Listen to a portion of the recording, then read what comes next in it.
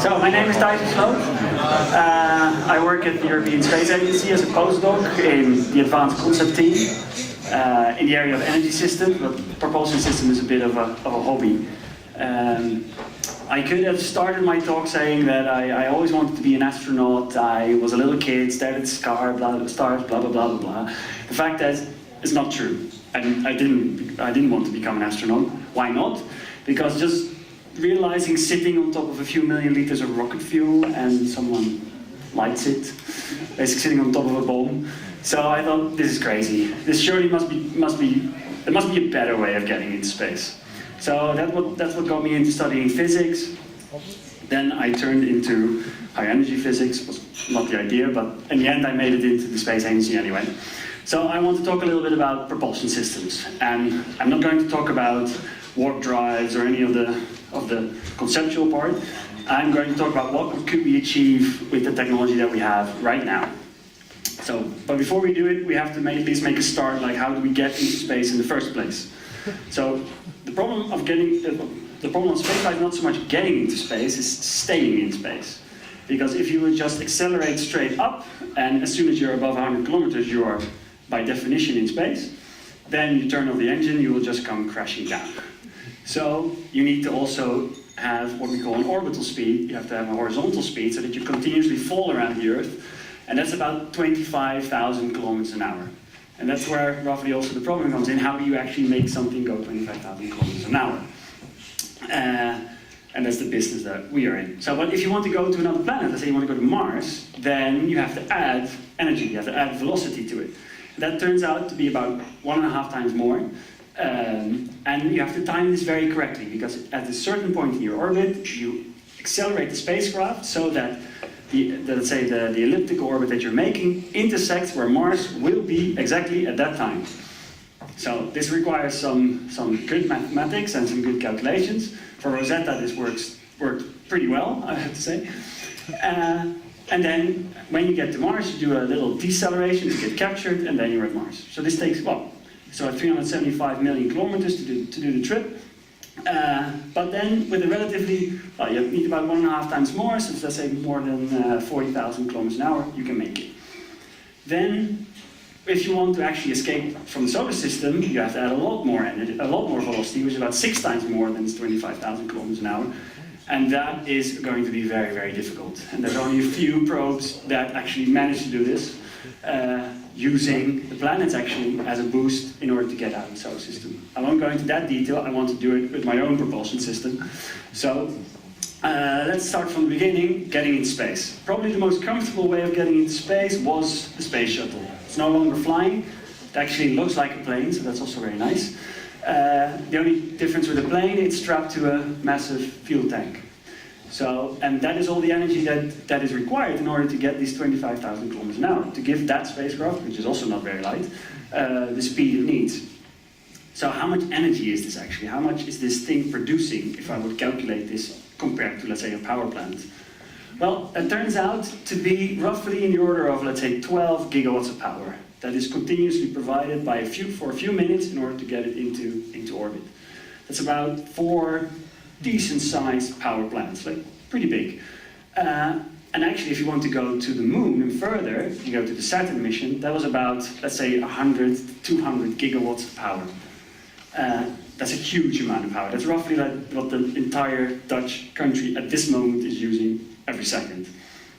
So, and that has to be produced in a few minutes, only for a few minutes, but it's a tremendous amount of power. And there we actually see the first problem, because in order to get more velocity, you need to bring more fuel. But this fuel has to get into orbit. And for that, I need fuel to get that fuel into orbit. But that fuel also needs fuel. And this gets exponentially quite bad. Such an state that to Mars, you can take, let's say, a little bit of payload.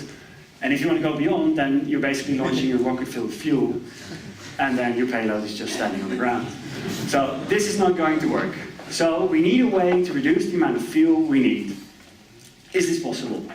Well, what's an interesting concept of getting into space is that let's say most rocket fuels consist of hydrogen and oxygen. You burn them together to get the thrust you need. But there's also oxygen in the atmosphere. So could you use the oxygen which is in the atmosphere, at least for the launching part, to get rid of half the mass? And this would help quite a lot. And this is actually what's being tested right now, and this is what we're probably in a few years are going to test actually for a launch capability, which is called Skylon concept. It's done in the UK. And this is the so-called direct flight into orbit. You still need roughly the same amount of power, but the equivalent amount of power. But now, as the plane takes off from the ground, as a normal plane, so this is already much better, it takes off, it goes faster and faster and faster, and at some point, let's say the air that is being pushed into the engine is compressed, hydrogen gas is mixed, of liquid hydrogen is mixed with it, it's ignited and pushed out of the back, and in that way you can get to this 25,000 kilometers an hour. And this is sufficient in order to get into space and stay in space. And this is what the company is selling, and this is what they're trying to do. I think it will work. So this would revolutionize space travel and also intercontinental travel, because you could get to Japan in a few hours with a little bit of weightlessness in between, so it's going to be quite a fun ride. I would definitely buy a ticket, although it will be very expensive. And actually it looks quite similar to what they were doing in Star Wars, because this is one of these Naboo fighters, and then, well, I think that we're on the right track. So maybe one day we get there. Anyway, but this is great. We're now in space. We can start the trip. However, as we saw with the chemical part, we simply cannot bring enough fuel with us. So we need to be more efficient with the fuel we have. So this is my attempt at making a drawing. So this is a spacecraft with fuel in the back. These are these little yellow balls. So well, the good thing about in space is that there is no drag. There is no atmosphere, it's vacuum, so all the velocity that I manage to give my spacecraft, the spacecraft will keep. So I just have to accelerate it a little bit more. So how do I do this? Well, I do this by throwing momentum, mass times velocity, out of the back of my spacecraft. You can see this a little bit as a baseball player which has these orange balls, and they just throw it out of the back of the spacecraft, and then the spacecraft will accelerate in the opposite direction. So this works great. However, for a certain amount of fuel, with the velocity that I can actually throw them, maybe the best pitch I can throw them at 100 kilometers an hour, I only get a certain amount of acceleration. If I actually buy one of these, then actually things become a little bit better, because now actually these tennis balls get a much higher velocity shooting them out of the back. And this is a way, for the same amount of fuel, you actually get more acceleration. However, I have one problem. I've now exchanged fuel requirement into power requirement. So I have to get electricity from somewhere. But this concept works. In that sense, this is what we're trying, and this has been done since, I think, the 90s. The Russians started with it, and this is what's called electric propulsion. So you get these nice pictures of these plumes of light out of the back, which resembles, again, what we saw in Star Wars, so maybe it was there that they were actually using this type of technology.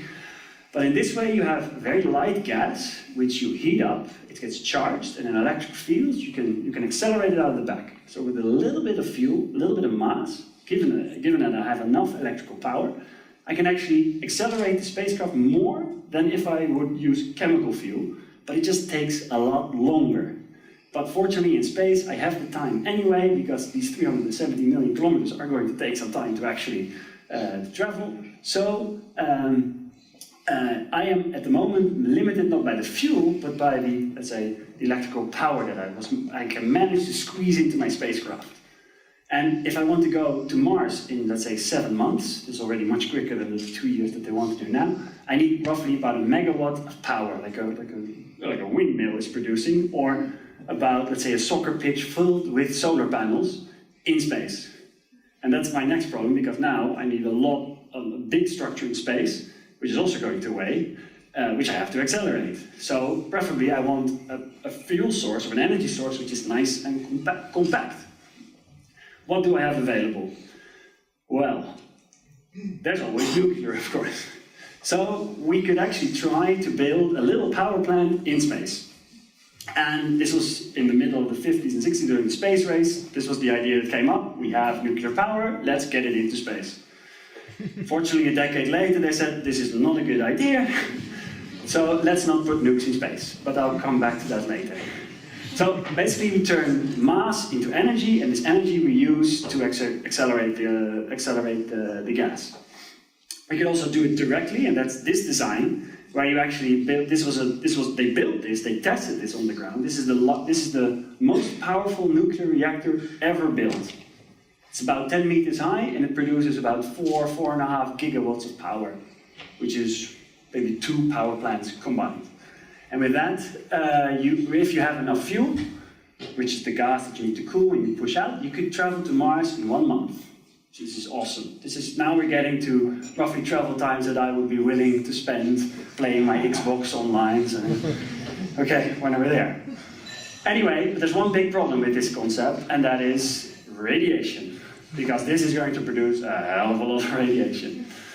And that's actually the showstopper. Because in order to put an astronaut in it, we would need to bring several meters of lead, which is weight. And this is exactly what we're trying to avoid. So this is not going to work. So is there a way of actually preventing this? I think, well, maybe if we get this fusion process, which they're trying very hard on Earth, going in 30 years, as always, this is always a safe approximation, we could get it working. So I'm confident with the fusion working at some point on Earth. Then some space engineer will come and say, well, let's do it up there, because I could use it, because you could, for even less mass, you can even get higher acceleration.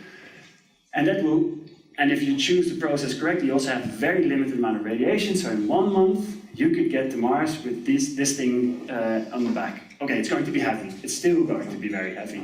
However, traveling 1 month for humans would be a much more realistic option than traveling for years back and forth.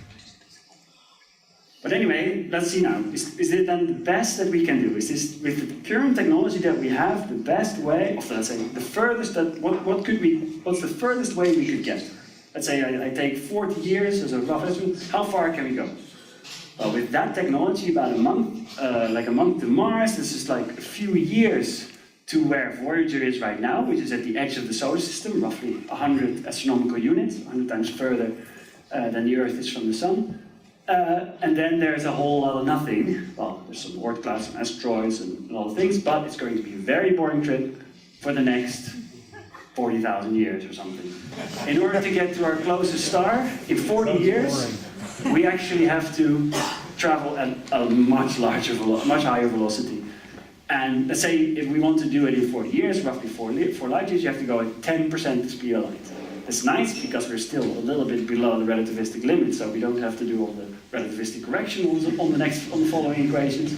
So at least, let's say 40 years, how much energy would that require in order to do? Just to calculate for a certain space with a mass, going that velocity, how much energy would that be? Well, that's about the total world energy demand in a spacecraft. That is quite difficult. Anyway, at least it's a number that we can produce as a whole planet. So it's in the realm of possibility, I would say, almost. However, can we actually generate that amount of power for, we need to do this for a few days or a few weeks, probably a few weeks, on the spacecraft? And I would say there are 2 ways of doing this. So I call them Plan A, the insane way, Plan B, the crazy way. And at the end, I'm going to ask you which one you prefer.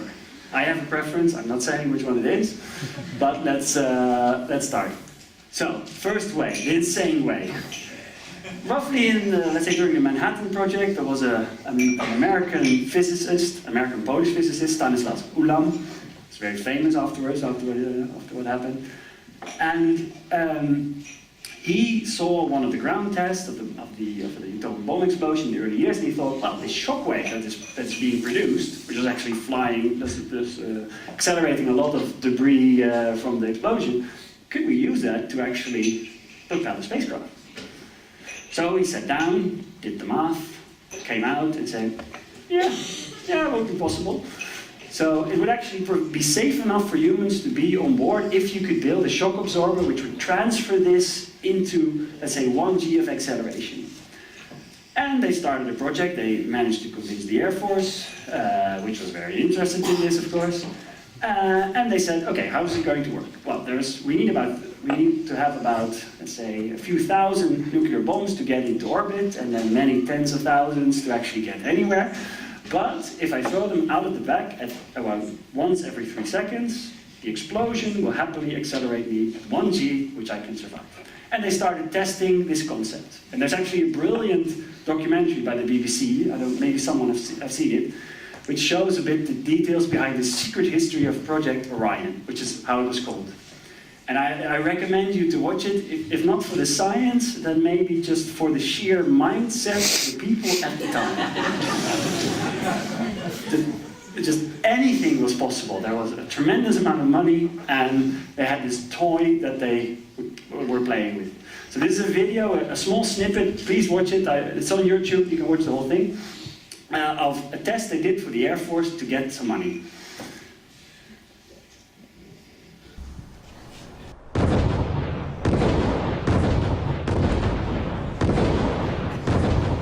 It worked like a charm.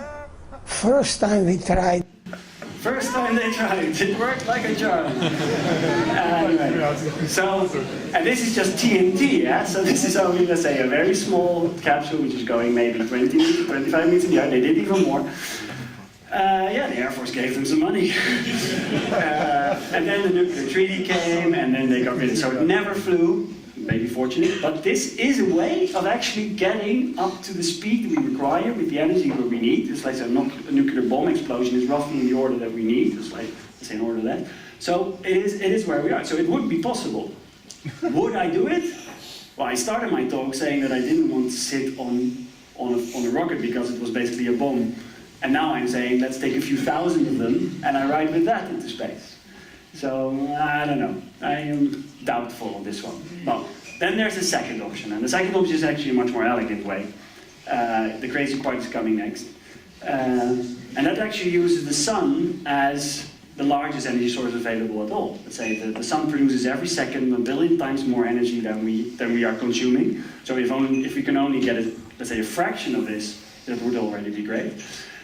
And actually, the sun emits this light and these particles in the solar wind, and same as a sail on a sailing boat, we can actually ride the solar wind into space.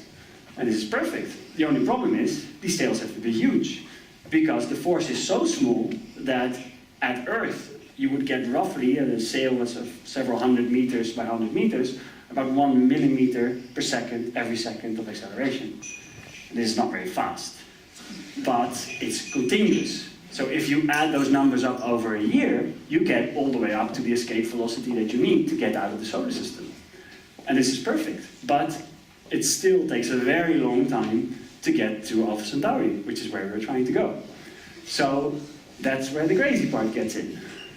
Because the crazy part says, let's go closer to the sun, because there the intensity is much higher, and if I get very, very close, let's say 5% of the distance between the sun and the Earth, which is quite crazy, then you actually can accelerate up to 3 Gs, and at that speed, at that acceleration, you get all the way up to 1% of light speed within a few days. And that is actually the speed we require. So, could we do this? Well, probably not, but let's say with the energies that there are, the intensity that there is at that location, if we have a sail, which is roughly 10 by 10 kilometers, we can get a little bit further. 10 by 10. I think in space, at least, I don't need much of support in that sense. If I can unfold it, that's the big problem in space, how to unfold this huge area. But as soon as I get it, then I could actually get to the edge of the solar system in a year or two. And that would beat Voyager by at least 38 years, so that's a little much faster, but then the trip all the way to Alpha Centauri is still going to be very, very long, several hundreds of years, but let's say I'm a scientist, order of magnitude, sounds good. So actually an interesting part is how to get that close to the sun. That's actually not so trivial.